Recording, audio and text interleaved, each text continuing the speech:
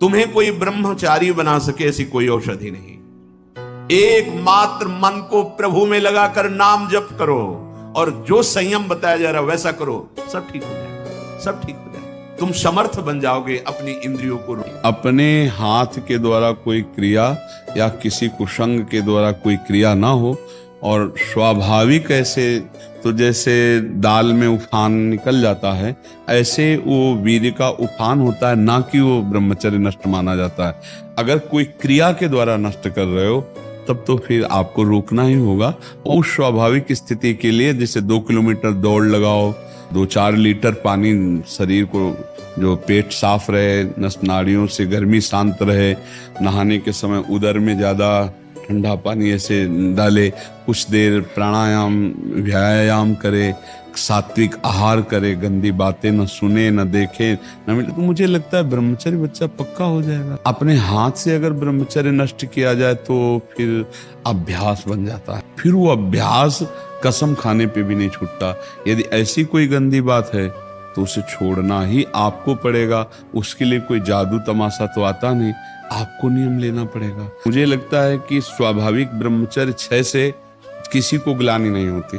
ग्लानि होती जब नियम धारण करना चाहते हैं और फिर हम जब नहीं धारण कर पाते तब हमें परेशानी होती। ब्रह्मचर्य पर महत्व ना होने के कारण ऐसा होता है।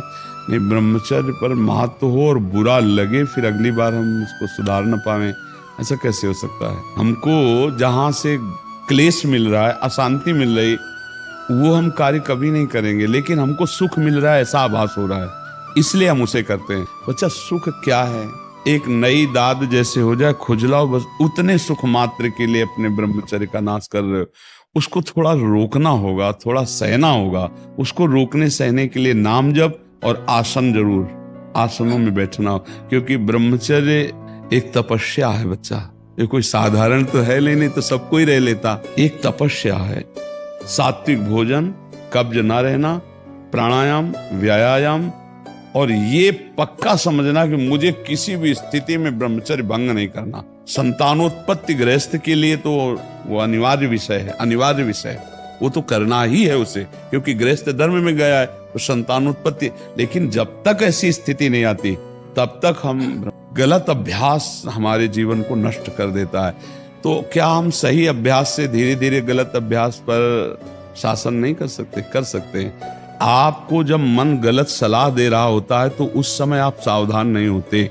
उस समय आप सुखद वृत्ति करके और आप मान लेते हैं कि इसमें सुख है, और फिर जब क्रिया हो जाती है तब आपको होश आता है। फिर आप मन से ग्लानि करते हैं कि यार मैंने क्यों किया, मैंने तो नियम लिया था, अब ऐसा। पर आप उसे सुखद मानते हैं।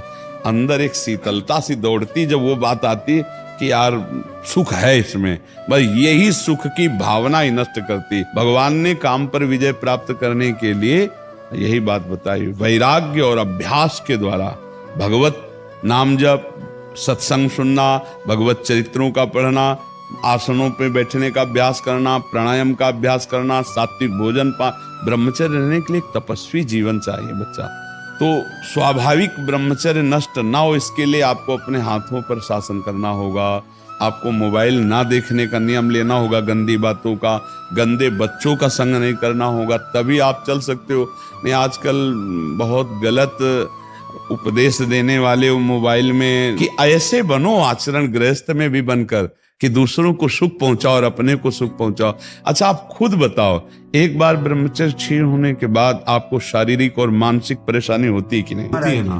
तो देखो वो गलत है ना। चाहे डॉक्टर कहे चाहे मित्र कहें, वो गलत उपदेश देते हैं ना। यदि आपका स्वाभाविक ब्रह्मचर्य क्षीण होगा तो आपको उत्साह, शारीरिक फुर्ती बढ़ेगी। ध्यान देना, महीने 2 महीने 2.5 महीने में जब स्वाभाविक ब्रह्मचर्य स्वप्न दोष आदि होगा, वो आपकी शक्ति नहीं होगी। वो संतान उत्पत्ति करने वाला वीर्य नष्ट नहीं होता, वो क्रिया से ही होता है। जैसे आपने हस्त क्रिया या और क्रियाओं का आश्रय लेकर, तो ये जो मित्र जन है ये वास्तविक शत्रु जन है, जो कहते हैं गंदे आचरण करो। यार कुछ नहीं होता, सब कोई करता है। ऐसे कई बातें कही जाती, नहीं सब कोई नष्ट हो रहा है तो हमको भी नष्ट होना है क्या? 10 लोग गलत हैं तो क्या वो सिद्धांत हो जाता है क्या? ऐसा नहीं।